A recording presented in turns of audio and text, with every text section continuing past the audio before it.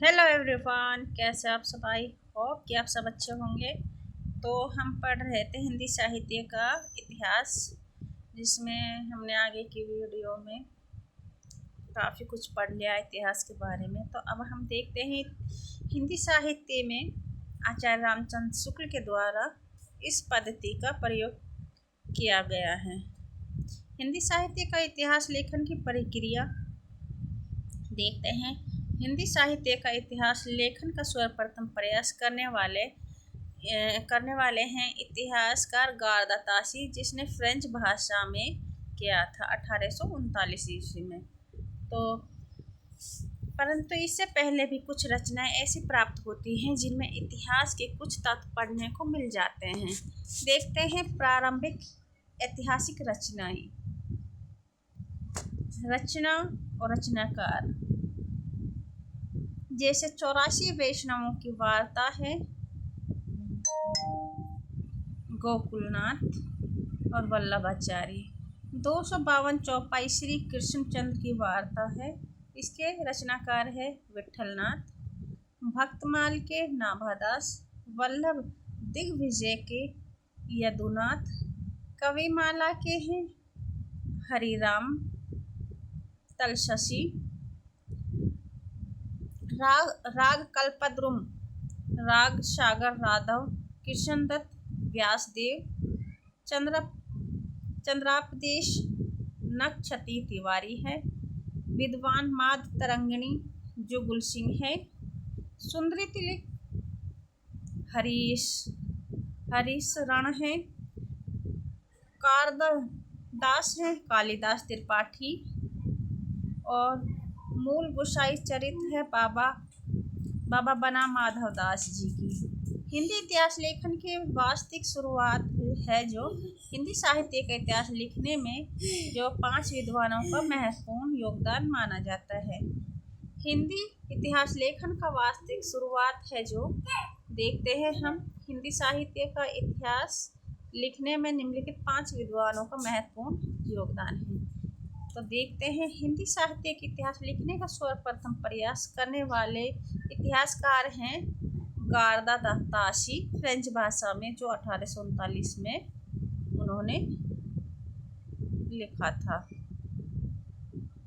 हिंदी साहित्य के इतिहास लिखने का प्रयास करने वाले भारतीय इतिहासकार ठाकुर शिव सिंह सेंगर है। हिंदी भाषा जो 1883 ईस्वी में उन्होंने लिखी थी। सच्चे अर्थों में हिंदी साहित्य के इतिहास लिखने वाले सर्वप्रथम इतिहासकार है जॉर्ज इब्राहिम ग्रियर्सन, जिसने अंग्रेजी भाषा में 1888 ईस्वी में लिखा था। चौथा है हमारा काल विभाजन की परंपरा के अनुसार हिंदी साहित्य के इतिहास लिखने वाले सर्वप्रथम परंपरागत इतिहासकार मिश्र बंधु हैं, जो हिंदी भाषा 1913 ईस्वी में लिखा था। सच्चे अर्थों में सर्वप्रथम परंपरागत इतिहासकार आचार्य रामचंद्र शुक्ल, हिंदी भाषा जो 1929 ईस्वी में लिखा था। जो गारदा ताशी है वो 19वीं शताब्दी में आए थे। हिंदी साहित्य के इतिहास जो लिखने का सर्वप्रथम प्रयास है एक फ्रेंच विद्वान गारदा ताशी ने किया था। देखते हैं उनकी प्रसिद्ध रचना। गारदा ताशी उनकी प्रसिद्ध रचना है इस्तेवार द ला लिटरेतुर एंदोई ए हिंदुस्तानी। ये इसकी प्रसिद्ध रचना है जो इन्होंने फ्रेंच भाषा में लिखी थी। इस रचना का प्रमुख अंश है जैसे इस्तेवार है इतिहास, लिटरेतुर साहित्य, एंदोई है हिंदुओं के द्वारा बोली जाने वाली भाषा, हिंदुस्तानी है मुसलमानों के द्वारा बोली जाने वाली उर्दू मिश्रित भाषा है। ये हमने इस्तेवार द लिटरेतुर एंदोई हिंदुस्तानी का अंश पढ़ा है कि इस्तेवार का मतलब क्या होता है, लिटरेतुर का मतलब क्या होता है, एंदोई का मतलब क्या होता है, हिंदुस्तानी का मतलब क्या होता है, ये हमने देख लिया है जो गारदा ताशी की रचना है।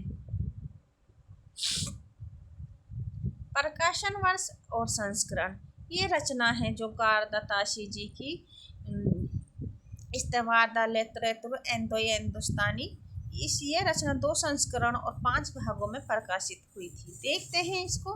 ये मैंने दृष्टि का पेज लगा दिया है। जो ये पेज है ये दृष्टि का है।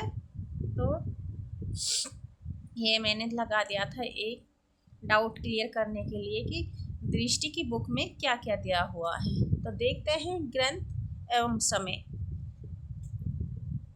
इस्तेवार द लिटरेचर एंदो हिंदुस्तानी गार्दतासी की है, जो 2 भागों में है। 2 भागों में 1839 ईस्वी में प्रथम भाग और 1847 ईस्वी में द्वितीय भाग है। दूसरा संस्करण है जो 1871 ईस्वी में आया था। इसमें 3 खंड कर दिए गए हैं। तो देखते हैं इसमें उर्दू और हिंदी के 738 कवियों का विवरण उनके अंग्रेजी वर्ण के क्रम से दिया गया था। केवल 72 कवि हिंदी से संबंधित थे। ये फ्रेंच भाषा में लिखा गया था। एंदोई का अर्थ है हिंदवी, हिंदी और हिंदुस्तानी का हिंदुस्तानी उर्दू था। उसने इसे ब्रिटेन और आयरलैंड की प्राचीन साहित्य अनुवादक समिति की ओर से पेरिस में प्रकाशित किया गया था, जिसमें काल विभाजन और नामकरण का कोई प्रयास नहीं किया गया था। डॉक्टर लक्ष्मी सागर वार्ष्णेय ने इस ग्रंथ में वर्णित हिंदी रचनाकार संबंधित सामग्री का हिंदी अनुवाद हिंदुई साहित्य के इतिहास शीर्षक से 1952 ईस्वी में कराया। आज आगे देखते हैं तज़किरा ई शोरा ई हिंदी मौलवी करीमुद्दीन के, जो 1848 ईस्वी में प्रकाशित हुए थे। इसका देखते हैं। दहलीज कॉलेज द्वारा प्रकाशित इस ग्रंथ में 1004 कवियों का विवरण दिया गया है, जिनमें से 62 कवि ही हिंदी से संबंधित हैं। इस ग्रंथ का महत्व इस बात में है कि इसमें सर्वप्रथम काल क्रम का ध्यान रखा गया है, किंतु नामकरण नहीं किया गया। इसमें तबका शुरा भी कहा जाता है। इसे तबका शुरा भी कहा जाता है। भाषा काव्य संग्रह ये महेश दत्त शुक्ल ने 1873 ईस्वी में किया था। यह हिंदी भाषा में लिखा गया प्रथम हिंदी साहित्य इतिहास संबंधित ग्रंथ था। यह नवल किशोर प्रेस लखनऊ से प्रकाशित हुआ था। जो भाषा काव्य संग्रह है ये महेश दत्त शुक्ल का, जो 1873 ईस्वी में प्रकाशित हुआ था। ये नवल किशोर प्रेस लखनऊ से प्रकाशित हुआ था। तो ये हमने इस तरवार द लेटरेचर एंड हिंदुस्तानी इसका देख लिया था। ये भाग कौन कौन भागों में प्रकाशित हुआ था। प्रथम भाग जो 1839 में, द्वितीय है जो 1847, ये हमने सब देख लिए हैं। इसकी प्रमुख रचना विशेषताएं हैं, जैसे फ्रेंच भाषा में लिखी गई थी। 1848 ईस्वी में दिल्ली के करीमुद्दीन ने अपने गुरु, जो मौलवी करीमुद्दीन है, अपने गुरु वाई.एफ. फैनल के सहयोग से तज़किरा ए शुरा ए हिंदी नामक उर्दू अनुवाद प्रस्तुत किया था, जो उसने करीमुद्दीन है अपने गुरु के सहयोग से। आगे देखते हैं। 1953 ईस्वी में प्रयाग विश्वविद्यालय के हिंदी विभाग के प्रोफेसर लक्ष्मी सागर वार्ष्णेय ने इसे हिंदवी साहित्य का इतिहास नाम से हिंदी में अनुवादित किया था।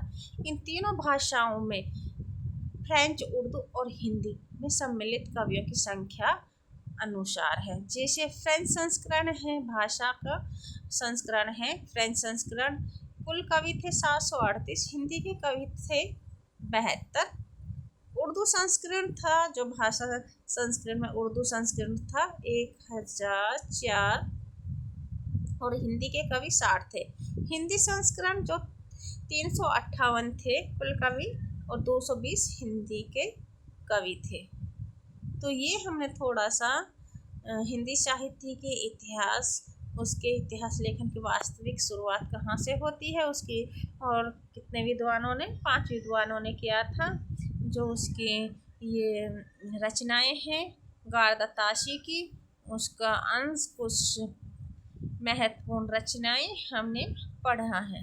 तो फ्रेंड्स, हम क्लास को यहीं एंड करेंगे। अगर क्लास पसंद आई हो तो लाइक कीजिए, शेयर कीजिए और सब्सक्राइब कीजिए।